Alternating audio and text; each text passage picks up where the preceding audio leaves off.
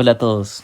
Continuamos con el estudio de algunos de los métodos para calcular límites. En esta ocasión vamos a aprender dos nuevos métodos de cálculo.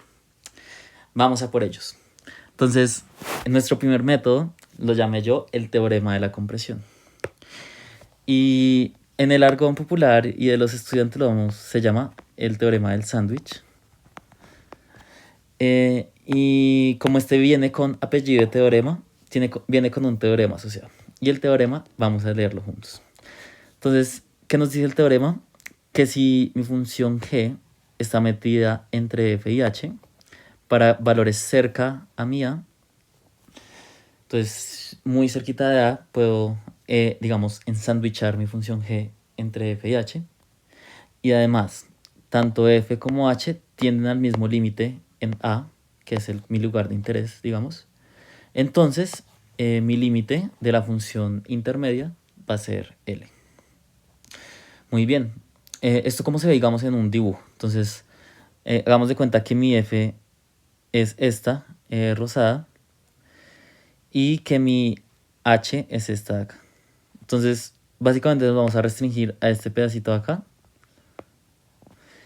Y pues en ese pedacito mi F está por encima de H, perdón, de G, y mi H está por encima de G. Lo que está atrás, todo esto de acá, no me importa. Y pues básicamente nuestro límite nos va a dar lo que está acá. Porque, ¿qué pasa en estas funciones? El límite pues coincide en estas partes, tanto para f como para g. Entonces, vamos a ver en qué ocasiones se aplica este teorema.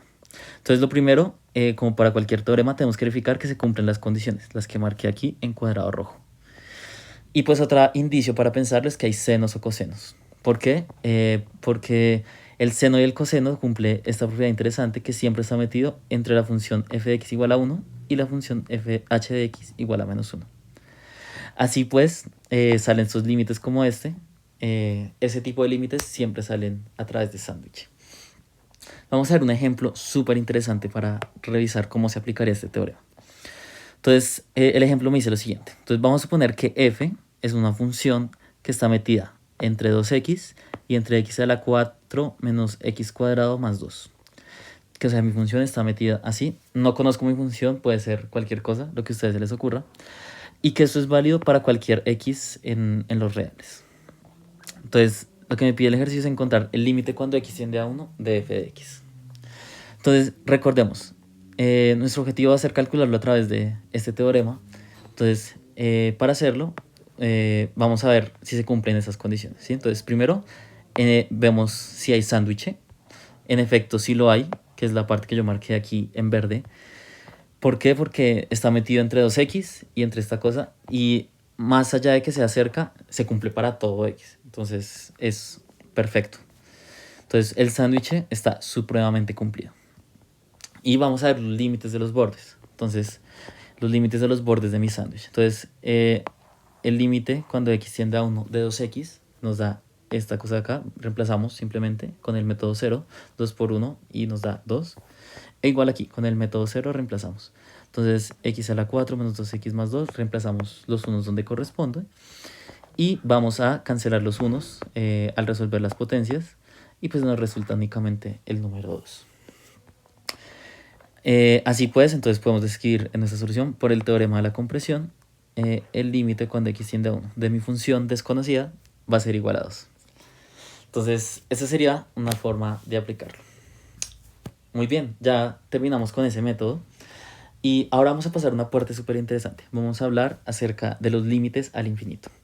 Entonces, estos límites al infinito los podemos ver porque tienen límite cuando x tiende a más o menos infinito, alguno de los dos, de mi función. Se ven de esta manera. Entonces, ahora el que va a infinito es mi x. ¿Sí? Entonces, ¿qué pasa cuando nuestro x se va muy, muy, muy lejos? Entonces, como en primera instancia, quiero presentarles algunos límites como súper estandarizados y súper canónicos en nuestro curso, porque serán claves en nuestro estudio. Entonces, el primero que les quería contar es este límite de e a la x, cuando nos vamos a más y a menos infinito. Entonces, este lo podemos ver más o menos en el gráfico. Esta es mi función e a la x. Entonces, si se fijan, cuando nos vamos hacia la izquierda, muy, muy, muy al infinito, nos vamos acercando muchísimo al cero. Pero si vamos creciendo, resulta que nos da infinito. Entonces, súper útil ese límite, tenerlo bien en el radar. Esta otra, entonces, para arco tangente, la función se ve más o menos así. Este es un bosquejo del gráfico. Entonces, esta es arco tangente de x. Entonces, cuando nos acercamos a menos infinito, ¿qué va a pasar? Nos acercamos a este. Y pues aquí es que aparece el menos pi medios. Menos pi medios es esta recta que aparece acá. Y aquí arriba, simétricamente, nos va a dar pi medios, que es lo que aparece aquí en esta parte. Muy bien.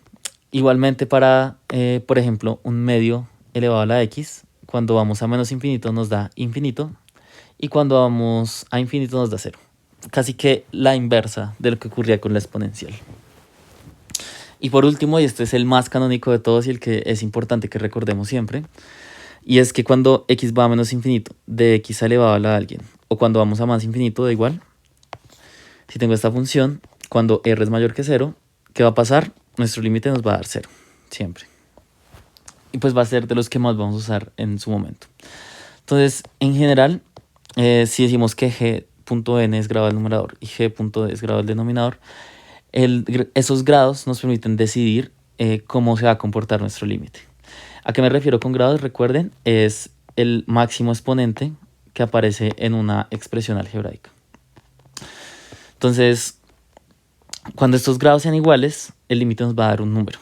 Cuando el del numerador sea mayor que el del denominador, nos va a dar más o menos infinito.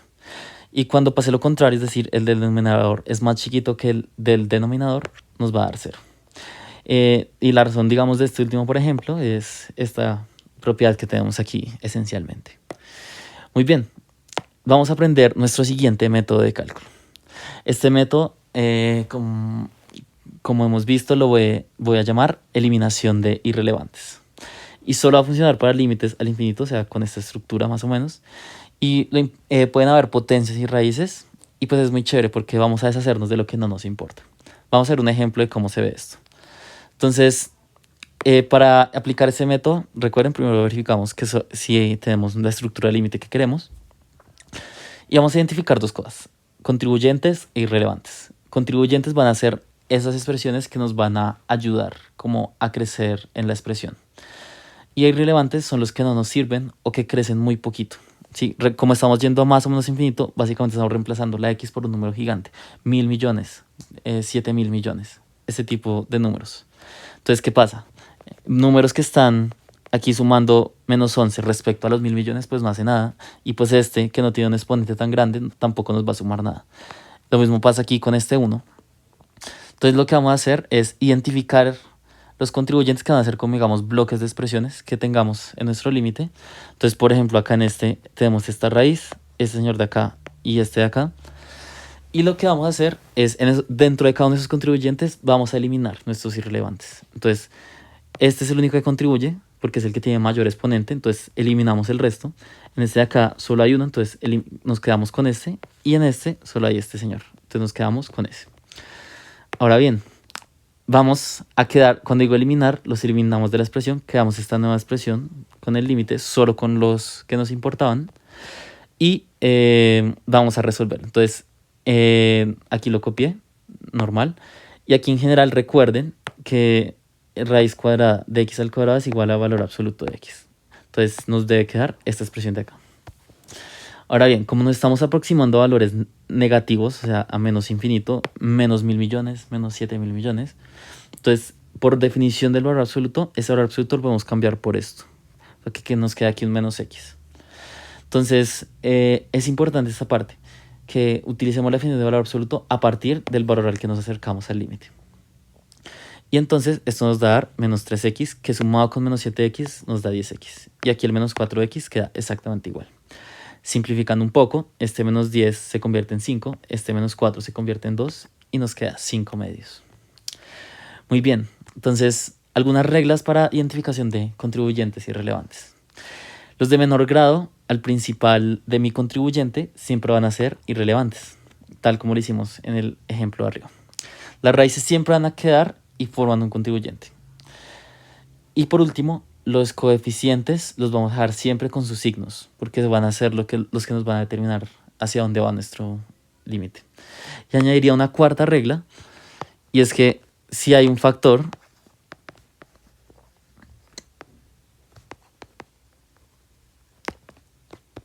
este será un contribuyente.